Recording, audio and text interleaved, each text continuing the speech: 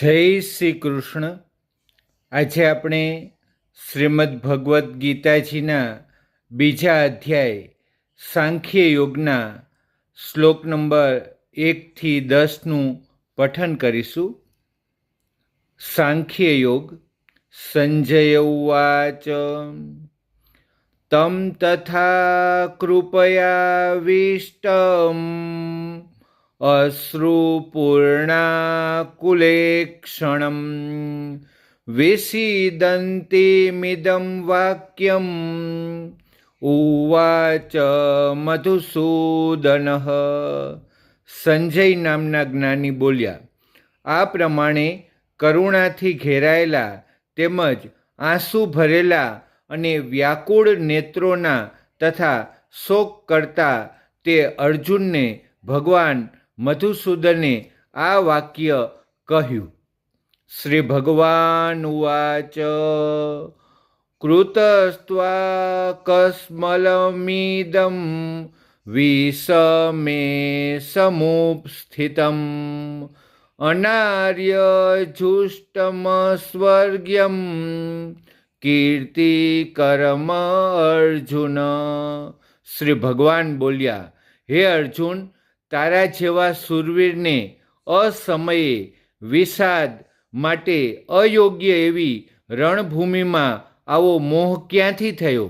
કારણ કે ન તો આ શ્રેષ્ઠ પુરુષોએ આચરેલો ધર્મ છે, ન તો સ્વર્ગ આપનારો છે, કે ન તો યશ આપનારો છે. ક્લેબ્યમાં સ્મગમઃ પાર્થ નેતૃત્વપી પ્રપદ્યતે ક્ષુદ્રમ હૃદય દૌર્બલ્યમ ત્યક્તોતિષ્ઠ પરંતપ. આથી હે પાર્થ, નપુંસકતાને વશ ન થા, તને એ શોભતી નથી. હે શત્રુઓને તપાવનાર, હૃદયની આ તુચ્છ દુર્બળતાને ત્યજીને યુદ્ધ માટે તું ઊભો થઈ જા.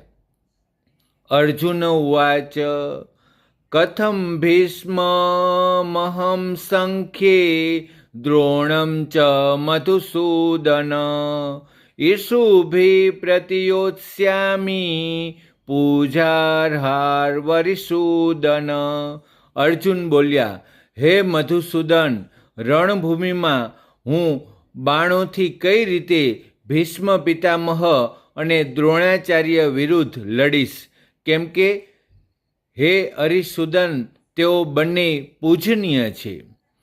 ગુરુન હત્વા હિ મહાનુભાવાન શ્રેયો ભોક્તુમ ભેક્ષમપી હલોકે હત્વાર્થ કામાસ્તુ ગુરુનિહૈવ ભુજ્ય ભોગાન રુધિર પ્રદગ્ધિતાન. માટે મહાનુભાવ ગુરુજનોને નહીં હણીને હું આ લોકમાં ભિક્ષાવૃત્તિ વડે જીવન નિર્વાહ કરવાનું પણ કલ્યાણકારી સમજું છું. કેમ કે ગુરુજનોને હણીને પણ આ લોકમાં લોહીથી ખરડાયેલા અર્થ અને કામરૂપ ભોગોને જ ભોગવીશ ને. ન ચેતદ્ભીમ કતરનો ગરીયો યદ્વા જયેમ યદિવાનો જયેયુ યાનેવ હત્વા ન જીજીવિષામ સ્તે અવસ્થિતા પ્રમુખે ધાતરાષ્ટ્રાઃ. વળી અમે એ પણ જાણતા નથી કે અમારા માટે યુદ્ધ કરવું કે ન કરવું એ બંનેમાંથી કયો ધર્મ શ્રેષ્ઠ છે, અથવા એ પણ નથી જાણતા કે તેમને અમે જીતીશું કે તેઓ અમને જીતશે, જેમને હણીને અમે જીવવા પણ માગતા નથી. તે જ અમારા આત્મીય ધૃતરાષ્ટ્રના પુત્રો અમારી સામે યુદ્ધ માટે ઊભા છે.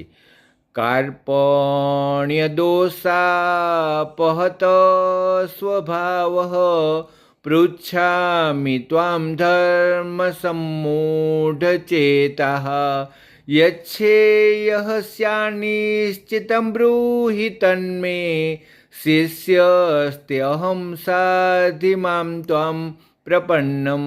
આથી કાયરતા રૂપી દોષને લીધે જેનો સ્વભાવ નાશ પામ્યો છે એવો તથા ધર્મની બાબતમાં મોહિત ચિત્ત થયેલો હું આપને પૂછું છું કે જે નિશ્ચિંત રૂપે કલ્યાણકારી સાધન હોય તે મને તમે કહો, કેમ કે હું આપનો શિષ્ય છું, માટે આપને શરણે આવેલા મને ઉપદેશ આપો. નહિ પ્રપશ્યામિમમાપનુધ્યાત યચ્છોકમુછોષણમિન્દ્રિયાણામ અવાપ્ય ભૂમા વસપત સમૃદ્ધમ રાજ્યમ સુરાણામપી ચાધિપત્યમ. કેમ કે પૃથ્વીનું નિષ્કંટક અને ધન ધાન્યથી સંપન્ન રાજ્ય તેમજ દેવતાઓનું આધિપત્ય પામીને પણ હું એવો ઉપાય નથી જોતો કે મારી ઇન્દ્રિયોને સુકવનાર શોકને નિવારી શકે. સંજય ઉવાચ એવ મુક્ત્વા ઋષિકેશમ ગુડાકેશઃ પરંતપ ન યોત્સ્ય ઇતિ ગોવિંદમ ઉક્ત્વા તૃષ્ણિમ બભૂવઃ. સંજય બોલ્યા, હે રાજા, નિદ્રાને જીતનારા અર્જુન અંતર્યામી શ્રી કૃષ્ણ મહારાજ પ્રત્યે આમ કહીને પછી શ્રી ગોવિંદ ભગવાનને યુદ્ધ નહીં કરું એમ સ્પષ્ટ શબ્દોમાં કહીને ચૂપ થઈ ગયા. તમુવાચ ઋષિકેશઃ પ્રહસિન્નેવ ભારત સેનયોરુર્ભયોર્મધ્યે વિષીદંતમિદં વચ. હે ભરતવંશી ધૃતરાષ્ટ્ર, અંતર્યામી શ્રી કૃષ્ણ મહારાજ બંને સેનાઓની વચ્ચે શોક કરતા અર્જુન પ્રત્યે મલકતા હોય એમ આ વચન બોલ્યા. રાધે રાધે.